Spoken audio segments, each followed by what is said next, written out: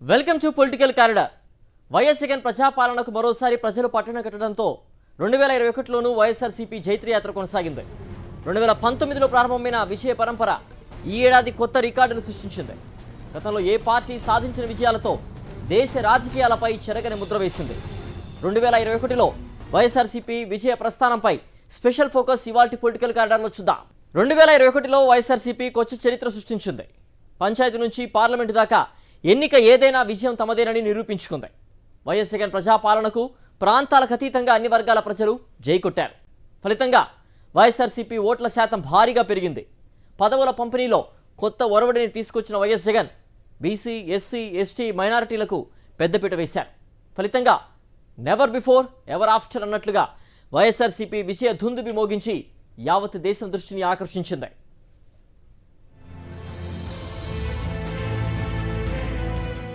2019 సాధారణ ఎన్నికల్లో 151 స్థానాల్లో గెలుపొంది ప్రభంజనం సృష్టించిన వైఎస్ఆర్ కాంగ్రెస్ పార్టీ 2021లోనూ దుమ్మురేపింది. ఈ ఏడాది జరిగిన ఎన్నికల్లో వరుసగా ఘన విజయం సాధించింది వైఎస్ఆర్ కాంగ్రెస్ పార్టీ.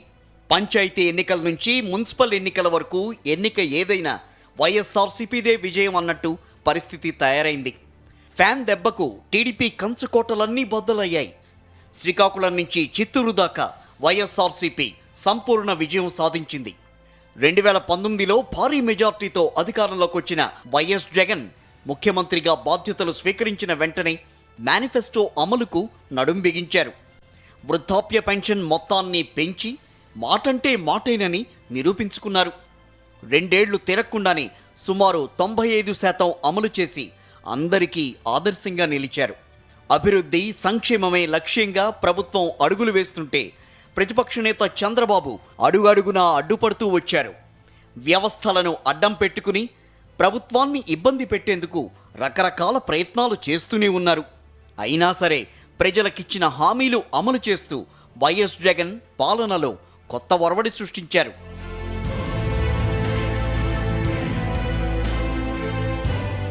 ఈలోపు ఈ ఏడాది జనవరిలో స్థానిక ఎన్నికలకు లైన్ క్లియర్ కావడంతో చంద్రబాబు వెర్రవీగిపోయారు.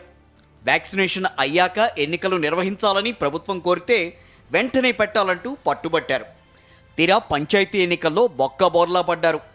40% పంచాయతీలు గెలిచామని దొంగ లెక్కలతో ప్రజలను తప్పుదో పట్టించే ప్రయత్నం చేశారు. చివరకు వైఎస్ఆర్ కాంగ్రెస్ పార్టీ ఏ పంచాయతీలో ఎవరు గెలిచారనే వివరాలు వెబ్సైట్లో పెట్టడంతో తేలుకుట్టిన దొంగల్లా పచ్చనేతలు సైలెంట్ అయిపోయారు. పంచాయతీ ఎన్నికలు పార్టీ రహితంగా జరుగుతాయి కాబట్టి ప్రజలను మభ్యపెట్టి మున్సిపల్ ఎన్నికల ఫలితాలు ప్రభావితం చేయాలని చూశారు. కానీ మున్సిపల్, ఎంపీటీసీ, జెడ్పీటీసీ ఎన్నికల్లో చంద్రబాబు అనుకో పాచిక పారలేదు. నెవర్ బిఫోర్ ఎవర్ ఆఫ్టర్ అన్నట్టుగా ఫలితాలు రావడం వైఎస్ఆర్సీపీ శ్రేణుల్లో జోష్ నింపితే టీడీపీ కుదేలైపోయింది. ఫ్యాన్ దెబ్బకు సైకిల్ తుక్కుతుక్కైంది.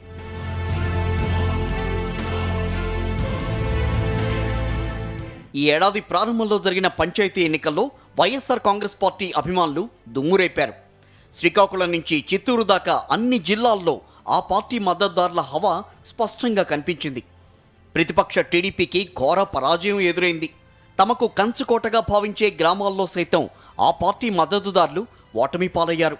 మొత్తం 4 విడతల్లో నిర్వహించిన పంచాయతీ ఎన్నికల్లో 13,081 పంచాయతీలకు గాను వైఎస్ఆర్ కాంగ్రెస్ పార్టీ సానుభూతి పరులు ఏకంగా 10,098 పంచాయతీల్లో విజయకేతనం ఎగురవేశారు.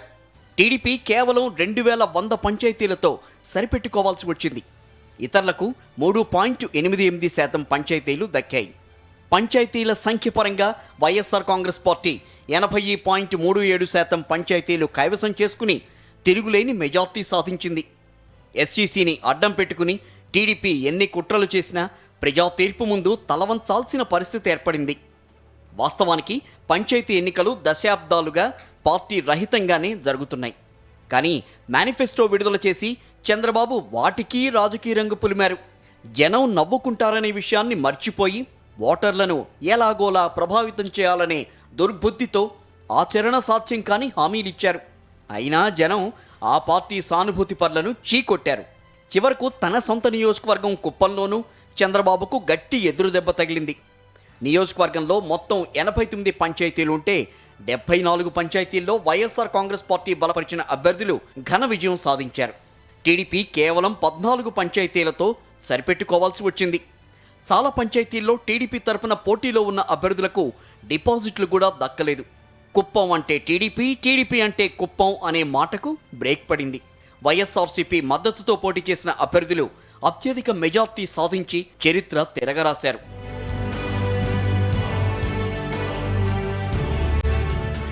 ఆ తర్వాత మార్చిలో జరిగిన మున్సిపల్ ఎన్నికల్లోనూ వైఎస్ఆర్ కాంగ్రెస్ పార్టీ కొత్త అధ్యాయాన్ని లిఖించింది. గతంలో ఎప్పుడూ లేని విధంగా కనీవిని ఎరుగని రీతిలో మొత్తం కార్పొరేషన్లను క్లీన్ స్వీప్ చేసి ప్రభంజనం సృష్టించింది. మున్సిపాలిటీల్లోనూ ఫ్యాన్ దెబ్బకు సైకిల్ తునాతునకలైంది. శ్రీకాకుళం నుంచి అనంతపురం వరకు అన్ని జిల్లాల్లో అద్భుత విజయం సాధించింది. 12 కార్పొరేషన్లు, 75 మున్సిపాలిటీలు, నగర పంచాయతీలకు ఎన్నికలు జరిగితే టీడీపీకి దక్కింది ఒకే ఒక్క మున్సిపాలిటీ. ఏకగ్రీవమైన 4 మున్సిపాలిటీలు పులివెందుల, పొంగనూరు, మాచర్ల, పిడుగురాళ్ల సహా 74 మున్సిపాలిటీల్లో వైఎస్ఆర్ కాంగ్రెస్ పార్టీ విజయదుందుబి మోగించింది. తిరుగులేని ప్రజా మద్దతుతో వైఎస్ఆర్ కాంగ్రెస్ పార్టీ సృష్టించిన రాజకీయ సునామీలో ప్రతిపక్ష టీడీపీ కొట్టుకుపోయింది. నగరపాలక సంస్థలు, మున్సిపాలిటీల్లోనూ బొక్కబోర్లాపడింది. జనసేన, బీజేపీ, లెఫ్ట్ పార్టీలు అడ్రస్ లేకుండా పోయాయి. పంచాయతీల్లో 40% సీట్లు గెలుచుకున్నామని దొంగ లెక్కలతో ప్రజలను మభ్యపెట్టే ప్రయత్నం చేసిన టీడీపీ మున్సిపాలిటీల్లో అంతకంటే ఎక్కువ సీట్లు సాధిస్తామని ప్రగల్భాలు పలికి ఘోర పరాజయాన్ని మూటగట్టుకుంది.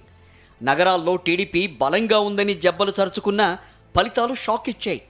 75 గాను ఏకగ్రీవం పోను 71 మున్సిపాలిటీల్లో ఎన్నికలు జరిగితే బొబ్బిలి, నర్సీపట్నం, మైదుకూరు, తాడిపత్రిలోనే టీడీపీకి 2 అంకెల వార్డులు దక్కాయి. మిగతా 67 మున్సిపాలిటీల్లో సింగిల్ డిజిట్ వార్డులతోనే సరిపెట్టుకోవాల్సి వచ్చింది టీడీపీ. రాయచోటి, ఎర్రగుంట్ల, కనిగిరి, ధర్మవరం, వెంకటగిరి, తుని మున్సిపాలిటీల్లో అన్ని వార్డుల్లో YSR Congress party clean sweep చేసి సంచలనం సృష్టించింది.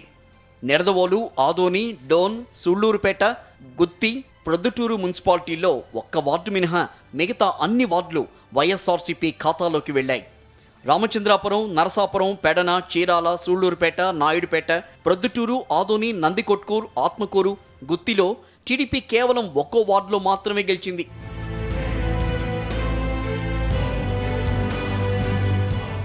మున్సిపాలిటీలతో పోలిస్తే నగరాల్లో వైఎస్ఆర్సీపీ ఏకపక్ష ఫలితాలు సాధించింది. 12 కార్పొరేషన్లకు గాను 10 చోట్ల టీడీపీకి సింగిల్ డిజిట్ డివిజన్లే వచ్చాయి. రాజధాని పరిధిలోని విజయవాడ, గుంటూరు కార్పొరేషన్లలో తామే విజయం సాధిస్తామని, అక్కడి రైతులంతా అమరావతికి అనుకూలంగా ఉన్నారని టీడీపీ ప్రగల్భాలు పలికిన ఓటర్లు దిమ్మదిరిగే షాక్ ఇచ్చారు. ఆ 2 కార్పొరేషన్లలోనూ వైఎస్ఆర్ కాంగ్రెస్ పార్టీ జయకేతనం ఎగురవేసింది. విశాఖ సిటీ పరిధిలో గత అసెంబ్లీ ఎన్నికల్లో 4 సీట్లను టీడీపీ గెలుచుకున్నా ఈసారి చతికిలబడింది. విశాఖ స్టీల్ ప్లాంట్ ప్రైవేటీకరణపై టీడీపీ దుష్ప్రచారం చేసిన ఓటర్లు వైఎస్ఆర్సీపీకే పట్టం కట్టారు. ఉత్తరాంధ్ర, కోస్తా, రాయలసీమ 3 ప్రాంతాల్లోని ప్రజలు మూకుమ్మడిగా వైఎస్ఆర్సీపీకి బ్రహ్మరథం పట్టారు. వైఎస్ఆర్సీపీ దెబ్బకు మున్సిపాలిటీలు, కార్పొరేషన్లలో ప్రధాన ప్రతిపక్షం టీడీపీ పూర్తిగా తుడిచిపెట్టుకుపోయింది. ఆ పార్టీ అధినేత చంద్రబాబు, ఆయన తనయుడు లోకేష్, వియ్యంకుడు బాలకృష్ణ ప్రచారం చేసినా చేదు అనుభవం ఎదురైంది. పొత్తు ధర్మాన్ని విస్మరించి కొన్ని చోట్ల జనసేనతో టీడీపీ జట్టు కట్టినా ఓటర్లు దిమ్మదిరిగే షాక్ ఇచ్చారు. మున్సిపల్ ఎన్నికల్లో వైఎస్ఆర్ కాంగ్రెస్ పార్టీ ప్రభంజనం రికార్డులను తిరగరాసింది. ప్రాంతాలకు అతీతంగా అన్ని వర్గాల ప్రజలు వైఎస్ఆర్సీపీకే జై కొట్టారు. సాధారణ ఎన్నికలకు మించి మున్సిపల్ ఎన్నికల్లో పట్టం కట్టబెట్టారు. ప్రతి ఎన్నికలో వైఎస్ఆర్సీపీ ఓట్ల శాతం క్రమంగా పెరిగితే టీడీపీ ఓట్ల శాతం భారీగా తగ్గింది. గత సాధారణ ఎన్నికల్లో 151 అసెంబ్లీ స్థానాల్లో గెలిచిన వైఎస్ఆర్ కాంగ్రెస్ పార్టీకి 50% ఓట్లొస్తే మున్సిపల్ ఎన్నికల్లో ఓట్ షేర్ ఏకంగా 53% పెరిగింది.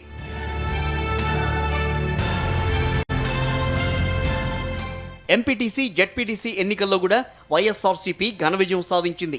పంచాయతీ, మున్సిపల్ ఎన్నికల్లో ఏకపక్షంగా ఫలితాలు సాధించిన వైఎస్ఆర్సీపీ పరిషత్ ఎన్నికల్లో క్లీన్ స్వీప్ చేసింది. పంచాయతీ, మున్సిపల్ ఎన్నికలను మించి స్థానిక ఎన్నికల్లో ఫలితాలు సాధించి కొత్త చరిత్ర సృష్టించింది. రాష్ట్ర వ్యాప్తంగా 7,220 ఎంపీటీసీ స్థానాలకు, 515 జెడ్పీటీసీ స్థానాలకు ఈ ఏడాది ఏప్రిల్ 8న ఎన్నికలు జరిగినప్పటికీ న్యాయ వివాదాలతో కౌంటింగ్ ప్రక్రియ వాయిదా పడింది. చివరకు హైకోర్టు ధర్మాసనం గ్రీన్ సిగ్నల్ ఇవ్వడంతో సెప్టెంబర్లో వెల్లడైన ఫలితాల్లో వారు వన్ సైడేనని తేలిపోయింది. అన్ని జిల్లా పరిషత్ స్థానాలు 95% పైగా ఎంపీపీ స్థానాలు వైఎస్ఆర్సీపీ ఖాతాలో చేరిపోయాయి. ప్రతిపక్ష టీడీపీ రెండంకెల సీట్లు కూడా గెలుచుకోలేక పరువు పోగొట్టుకుంది. బీజేపీ జనసేన కలిసి పోటీ చేసినా పెద్దగా ప్రయోజనం లేకుండా పోయింది. వాస్తవానికి గతేడాది మార్చిలోనే స్థానిక సంస్థల ఎన్నికలకు మొదట ఎస్ఈసీ నిమ్మగడ్డ రమేష్ కుమార్ షెడ్యూల్ విడుదల చేశారు. ఆ తర్వాత కరోనా సాకుతో ఎన్నికలను అర్థాంతరంగా వాయిదా వేసి ఈ ఏడాది జనవరిలో వాటిని పక్కన పెట్టి పంచాయతీ ఎన్నికలను తెరపైకి తెచ్చారు. పంచాయతీ ఎన్నికలు ముందు నిర్వహిస్తే గ్రామాల్లో గ్రూపు తగాదాలొచ్చి అధికార పార్టీకి నష్టం కలుగుతుందని నిమ్మగడ్డ భావించినట్లు అప్పట్లో ప్రచారం జరిగింది. అయితే తీరా ఫలితాలు టీడీపీకి వ్యతిరేకంగా రావడంతో మున్సిపల్ ఎన్నికలు నిర్వహిస్తే పట్టణాలు నగరాల్లో అధికార పార్టీ దెబ్బతిని పచ్చ పార్టీకి మేలు జరుగుతుందనే ఉద్దేశంతో వాటి నిర్వహణకు హడావిడిగా షెడ్యూల్ విడుదల చేసినట్లు ఆరోపణలు వచ్చాయి. అటు పంచాయతీ ఇటు మున్సిపల్ ఎన్నికల్లో టీడీపీ చావు దెబ్బతినడంతో పచ్చ గ్యాంగ్ దిక్కు తోచని స్థితిలో పడిపోయింది. ఎంపీటీసీ జెడ్పీటీసీ ఎన్నికలు నిర్వహిస్తే టీడీపీ ఉనికి గల్లంతవడం ఖాయమనే భయంతో వాటి జోలికెళ్లకుండా నిమ్మగడ్డ రమేష్ కుమార్ మొహం చాటేశారు. కానీ వ్యాక్సినేషన్ కారణంగానే ఎన్నికలు వాయిదా వేస్తున్నట్టు చెప్పి తప్పించుకునే ప్రయత్నం చేశారు. అయితే నీలం సాహ్ని కొత్త ఎస్ఈసీగా బాధ్యతలు చేపట్టాక ఏప్రిల్ 1న స్థానిక ఎన్నికలకు షెడ్యూల్ విడుదల చేయడంతో ఎన్నికల ప్రక్రియ అడ్డుకునేందుకు చంద్రబాబు అండుకో అనేక ప్రయత్నాలు మొదలుపెట్టారు. అయినా టీడీపీకి చావు దెబ్బ తప్పలేదు. ఎంపీటీసీ జెడ్పీటీసీ రెండింటిలో ఘోర పరాజయం పాలైంది. ఆ తర్వాత గతంలో వాయిదా పడ్డ స్థానాలకు జరిగిన ఎన్నికల్లోనూ వైఎస్ఆర్సీపీ దుమ్ము రేపితే టీడీపీ చతికిలబడింది.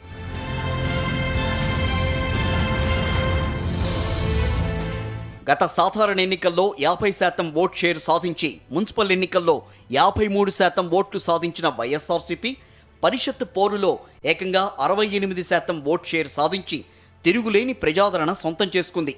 ఉమ్మడి ఏపీలోనూ ఏ పార్టీకి సాధ్యం కాని రీతిలో వైఎస్ఆర్ కాంగ్రెస్ పార్టీ జనామోదం పొందితే టీడీపీ బలహీనపడింది. రెండు పార్టీల మధ్య ఓట్ల తేడా 45% ఉండడం దేశవ్యాప్తంగా కొత్త చర్చకు తెరలేపింది. అసెంబ్లీ కంటే జెడ్పీటీసీ ఎన్నికల్లో వైఎస్ఆర్సీపీ 17.66% ఓట్లు అదనంగా సాధించి తమకు తిరుగులేదని నిరూపించుకుంది. మరోవైపు ఈ ఏడాది ఏప్రిల్లో జరిగిన తిరుపతి ఉప ఎన్నికలోనూ వైఎస్ఆర్ కాంగ్రెస్ పార్టీ విజయదుందుబి మోగించింది. వైఎస్ఆర్సీపీ అభ్యర్థి డాక్టర్ గురుమూర్తికి 56.67% ఓట్లొస్తే టీడీపీ అభ్యర్థి పనబాక లక్ష్మికి 32.08% ఓట్లొచ్చాయి. జనసేన మద్దతుతో పోటీ చేసిన బీజేపీకి కేవలం 1.22% మాత్రం ఓట్లొచ్చాయి. స్వేచ్ఛగా వచ్చి ఓటేసే ప్రజలను దొంగ ఓట్ల పేరుతో బెదరగొట్టి వైఎస్ఆర్సీపీకి వచ్చే మెజార్టీ తగ్గించాలని టీడీపీ ప్రయత్నించినా ఫలితం లేకుండా పోయింది. ఇక మొన్నటికి మొన్న బద్వేల్ అసెంబ్లీ ఉప ఎన్నికలోనూ వైఎస్ఆర్సీపీ ఘన విజయం సాధించింది. కాంగ్రెస్, టీడీపీ, బీజేపీ 3 పార్టీలు లోపాయికారిగా జట్టుకట్టి బరిలోకి దిగిన వైఎస్ఆర్సీపీ అభ్యర్థి డాక్టర్ సుధకు కనీస పోటీ కూడా ఇవ్వలేకపోయారు. తొలి రౌండ్ నుంచి చివరి రౌండ్ వరకు స్పష్టమైన ఆధిక్యం కనబరిచిన సుధ 90,533 ఓట్ల భారీ ఆధిక్యంతో విజయం సాధించారు. బద్వేల్ ఎన్నికల చరిత్రలో ఇదే అత్యధిక మెజార్టీ. వైఎస్ జగన్మోహన్ రెడ్డి ప్రభుత్వం చేపట్టిన అభివృద్ధి సంక్షేమ పథకాలు గడప గడపకు చేరడంతో ఉత్తరాంధ్ర, కోస్తా, రాయలసీమ 3 ప్రాంతాల్లో ప్రతి ఎన్నికలో వైఎస్ఆర్సీపీ ప్రభంజనం సృష్టించింది. నెవర్ బిఫోర్ ఎవర్ ఆఫ్టర్ అన్నట్టుగా వచ్చిన ఫలితాలు ఏపీ చరిత్రలో సరికొత్త అధ్యాయాన్ని లిఖించాయి. గతంలో ఏ పార్టీ సాధించని విజయాలను వైఎస్ఆర్సీపీ సొంతం చేసుకుని ఏపీ రాజకీయాలపై చెరగని ముద్ర వేసింది. ఎన్నిక ఏదైనా వైఎస్ఆర్సీపీదే గెలుపు అన్నట్లుగా 2021 ముగిసింది. 2.5 ఏళ్ల తర్వాత మండలిలో సంపూర్ణ మెజారిటీ సాధించిన వైఎస్ఆర్సీపీ నెల్లూరు కార్పొరేషన్ను క్లీన్ స్వీప్ చేసింది. దశాబ్దాలుగా చంద్రబాబుకు పెట్టని కోటగా ఉన్న కుప్పంను బద్దలు కొట్టి 2 తెలుగు రాష్ట్రాల్లో సంచలనం రేపింది. శాసనమండలి ఎన్నికల్లోనూ వైఎస్ఆర్సీపీ ప్రభంజనం కొనసాగింది. ఎమ్మెల్యేల కోటాలో 3 ఎమ్మెల్సీలు ఏకగ్రీవంగా ఎన్నిక కాగా స్థానిక సంస్థల కోటాలోనూ 11కు 11 స్థానాలు వైఎస్ఆర్సీపీ ఖాతాలో చేరాయి. దాంతో సాధారణ ఎన్నికలు జరిగిన 2.5 ఏళ్ల తర్వాత శాసనమండలిలో వైఎస్ఆర్సీపీకి సంపూర్ణ మెజారిటీ లభించింది. పైగా శాసనమండలి అభ్యర్థుల ఎంపికలో సామాజిక న్యాయానికి వైఎస్ఆర్సీపీ అధిక ప్రాధాన్యమిచ్చింది. వైఎస్ఆర్సీపీకి ఉన్న 32 మంది ఎమ్మెల్సీల్లో 18 మంది బడుగు, బలహీన వర్గాలు, మైనారిటీలకు చెందినవారే. అందులో 4 మైనారిటీలు ఉండడం మండలి చరిత్రలోనే రికార్డుగా చెప్తున్నారు. ఇక పార్టీ పరంగా చూస్తే నామినేటెడ్ పోస్టుల భర్తీలోనూ వైఎస్ఆర్సీపీ కొత్త ఒరవడిని సృష్టించింది. ఎన్నికలకు ముందు బీసీ డిక్లరేషన్లో చెప్పినట్టే 139 కులాల సంక్షేమం కోసం 56 కార్పొరేషన్లను ఏర్పాటు చేసి చైర్మన్లు, డైరెక్టర్లను నియమించింది. అందులో 50% పదవులు బీసీ, ఎస్సీ, ఎస్టీ, మైనారిటీలకు కేటాయించింది. ఆయా పదవుల్లో మహిళలకు పెద్దపీట వేసి శభాష్ అనిపించుకుంది.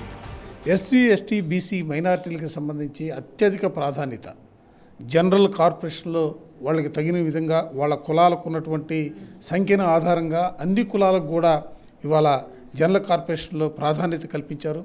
ప్రత్యేకించి 139 కులాలకి సంబంధించి 56 కార్పొరేషన్లు తీసుకొని బలహీన వర్గాల వారికి బహుశా భారతదేశంలో ఎక్కడా లేని విధంగా వాళ్ళందరికీ కూడా రాజకీయంగా అవకాశాలు కల్పించినటువంటి పరిస్థితులు కూడా ఈ రాష్ట్రంలో ఈ సంవత్సరం చూసాం. అన్ని వ్యవస్థల్ని, అది గ్రామ వ్యవస్థ కానివ్వండి, మండల వ్యవస్థలు కానివ్వండి, కార్పొరేట్ వ్యవస్థలు కానివ్వండి, మున్సిపల్ వ్యవస్థలు కానివ్వండి, అద్భుతంగా ఎలక్షన్ జరిపించి ఏ ఒక్క ఎలక్షన్ కూడా పెండింగ్ లేదు అనే విధంగా ఇవాళ అన్ని ఎలక్షన్స్ జరిపించి ప్రజల హక్కులు ఏదైతే ప్రజాప్రతినిధులు వాళ్ళ హక్కులు ఏవైతే ఉన్నాయో పటిష్టం చేసి గ్రామ వ్యవస్థ నుంచి మేజర్ వ్యవస్థ వరకు కూడా అన్ని విధాలుగా కూడా ఎలక్షన్స్ జరిపించిన తీరు చూస్తే నిజంగా ఆయన కదా దార్శనికుడు అని చెప్పేసి అనిపిస్తుంది. అదేవిధంగా ఎలక్షన్ జరిపించడమే కాకుండా ఆ ఎలక్షన్స్లో ప్రతిపక్షాలు మచ్చుకు కూడా కనపడకుండా పోయాయి అంటే ప్రజలు ఏ విధంగా జగన్మోహన్ రెడ్డి గారి పాలనని ఆస్వాదిస్తున్నారు అనేది క్లియర్గా కనపడతా ఉంది. ఏడాది చివరిలో అంటే నవంబర్లో జరిగిన మినీ పురపోరులోనూ వైఎస్ఆర్సీపీ నా భూతో నా భవిష్యత్ అన్నట్లుగా ఫలితాలు సాధించింది. గత సాధారణ ఎన్నికల్లో నెల్లూరు జిల్లాలో క్లీన్ స్వీప్ చేసినట్టుగానే కార్పొరేషన్ ఎన్నికల్లోనూ రికార్డు సృష్టించింది. వైఎస్ఆర్సీపీ దెబ్బకు టీడీపీ నామరూపాలు లేకుండా పోయింది. సిటీ, రూరల్ నియోజకవర్గాల పరిధిలో 54 డివిజన్లుంటే అన్ని చోట్ల అధికార వైఎస్ఆర్సీపీ అభ్యర్థులే విజయం సాధించారు. టీడీపీ ఒక్కటంటే ఒక్కచోట ప్రభావం చూపలేక బొక్క బోర్ల పడింది. కార్పొరేషన్ పరిధిలో వైఎస్ఆర్సీపీకి 1,20,922 ఓట్లు వస్తే టీడీపీకి కేవలం 60,259 ఓట్లు మాత్రమే వచ్చాయి. కార్పొరేషన్ పరిధిలో ఇప్పటి వరకు ఎక్కడా ఏ పార్టీకి మొత్తం డివిజన్లు వచ్చిన దాఖలాలు లేవు. కానీ నెల్లూరులో 54 డివిజన్లను అధికార వైఎస్ఆర్సీపీ దక్కించుకుని కొత్త చరిత్ర సృష్టించింది. నెల్లూరులో విజయంతో కార్పొరేషన్లన్నింటినీ వైఎస్ఆర్సీపీ కైవసం చేసుకున్నట్టయింది. గ్రామీణ ప్రాంతాలతో పోలిస్తే తమకు పట్టణాలు, నగరాల్లో ఆదరణ ఎక్కువగా ఉంటుందని, తాము మెజారిటీ కార్పొరేషన్లు గెలుస్తామని టీడీపీ విర్రవీగినా ఎదురు దెబ్బ తప్పలేదు. పైగా చరిత్రలో ఎప్పుడూ లేని విధంగా టీడీపీ ఈసారి ఘోర పరాజయం ఎదుర్కొంది. చివరకు కుప్పం ప్రజలు చంద్రబాబుకు బాయ్ బాయ్ చెప్పేశారు. 3.5 దశాబ్దాలుగా కంచుకోటగా ఉన్న నియోజకవర్గంలో దిమ్మ తిరిగే షాక్ ఇచ్చారు. కుప్పం మున్సిపాలిటీ పరిధిలో 25 వార్డులుంటే 19 వార్డుల్లో అధికార వైఎస్ఆర్సీపీ విజయ ధుందూబి మోగించింది. టీడీపీ కేవలం 6 స్థానాలతో సరిపెట్టుకోవాల్సి వచ్చింది. చంద్రబాబు ఎన్ని కుట్రలు, కుతంత్రాలు చేసినా టీడీపీకి ఓటమి తప్పలేదు. మున్సిపల్ ఎన్నికల్లో ఓడిపోతే ఆ ప్రభావం సాధారణ ఎన్నికలపై ఉంటుందనే భయంతో చంద్రబాబు అనేక జిమ్మిక్కులు చేశారు. స్థానికేతర నేతలతో పాటు అనంతపురం జిల్లాలకు చెందిన రౌడీలను తీసుకొచ్చి అక్రమాలకు పాల్పడ్డారు. ఓవైపు భారీగా మద్యం, డబ్బును పంపిణీ చేయడమే కాకుండా మరోవైపు వైఎస్ఆర్సీపీపై అడ్డగోలు ఆరోపణలు చేస్తూ ప్రజలను తప్పుదోవ పట్టించే యత్నం చేశారు. అయినా ఓటర్లు చంద్రబాబుకు మైండ్ బ్లాక్ అయ్యేలా షాక్ ఇవ్వడం 2 తెలుగు రాష్ట్రాల్లో చర్చనీయాంశమైంది. పాలనా పగ్గాలు చేపట్టినప్పటి నుంచి రాష్ట్ర ఆర్థిక పరిస్థితులు అంతంత మాత్రంగానే ఉన్నా జననేత జగన్ మాత్రం సాహసోపేతంగా నిర్ణయాలు తీసుకున్నారు. చంద్రబాబు పాలన కారణంగా అలుముకున్న చీకట్లను పారద్రోలి కొత్త వెలుగుల వైపు అడుగులు వేస్తున్నారు. సంక్షేమ పథకాల రథ సారథిగానే కాదు, అభివృద్ధి కార్యక్రమాల విషయంలోనూ తనదైన ముద్ర వేస్తున్నారు. రాష్ట్రానికి గుండెకాయ లాంటి పోలవరం ప్రాజెక్టు నిర్మాణం చకచకా సాగేలా జాగ్రత్తలు తీసుకుంటున్నారు. చంద్రబాబు పాలనలో జరిగిన తప్పులను సరిచేస్తూ ముందడుగు వేస్తున్నారు. పాలనలో తనదైన ముద్ర వేస్తూ కులాలు, మతాలు, పార్టీలకు అతీతంగా పథకాలు అమలు చేస్తుండడం ప్రజల్లో వైఎస్ఆర్సీపీ పట్ల ఆదరణ పెంచాయి. అందుకే ఆ పార్టీ ఏడాది పొడవునా వరుస ఘన విజయాలు నమోదు చేసింది. 2019లో ప్రారంభమైన జైత్రయాత్ర 2021లోనూ అదే ఊపుతో కొనసాగుతూ కొత్త చరిత్ర లిఖించింది.